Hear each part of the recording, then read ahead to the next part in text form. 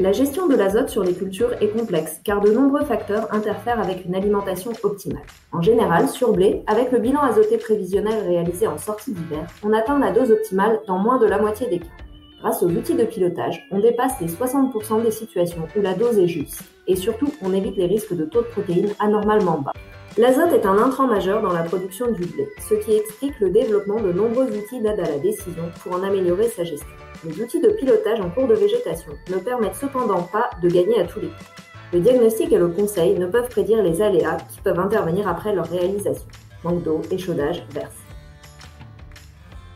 Les outils de pilotage permettent d'augmenter nettement les chances de réaliser un meilleur résultat technico-économique.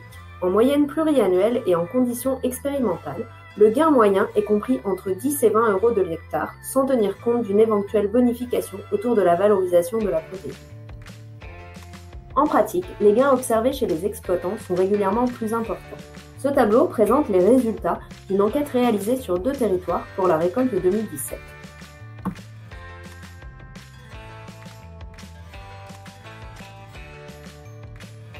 Le principe des outils de pilotage est de vérifier au cours de la montaison l'état de nutrition du blé pour permettre d'ajuster au mieux le ou les apports en fin de montaison. Un outil de pilotage doit absolument s'utiliser en complément d'un calcul de bilan prévisionnel, auquel on soustrait une dose de mise en réserve qui fera l'objet de l'ajustement grâce au diagnostic. Les outils de pilotage peuvent soit confirmer la dose de mise en réserve pour le dernier apport, soit conduire à réduire cette dose ou à supprimer cet apport complémentaire, soit augmenter cette dose. Ils permettent également d'optimiser le positionnement du dernier apport selon la date d'entrée en carence des parcelles. Dans la directive nitrate, les outils de pilotage permettent de justifier un dépassement de la dose du bilan prévisionnel. L'utilisation d'un outil de pilotage ne doit pas amener à négliger les autres outils de gestion de l'azote, comme le bilan azoté prévisionnel, la bande double densité ou le reliquat d'azote. Pour que le diagnostic en végétation soit pertinent, la culture doit être sur de bons rails, car le pilotage ne rattrape pas tout. Dans un essai réalisé à Derval en 2014, un apport de fin de cycle, même important jusqu'à 90 unités, ne parvient pas à compenser une carence en azote installée en début de cycle, dès le stade écrit hors centimètre.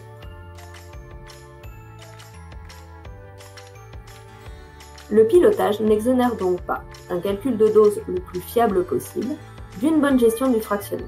La mesure du reliquat d'azote peut aussi être un plus, en particulier si l'année est peu pluvieuse ou la parcelle atypique, mauvais rendement du précédent, retournement de prairie, etc.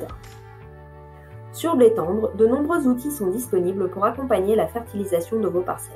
Ils reposent sur différents modes de diagnostic et permettent pour certains de réaliser une cartographie de la parcelle. Ce tableau présente un recensement non exhaustif des outils disponibles auprès de vos prescripteurs.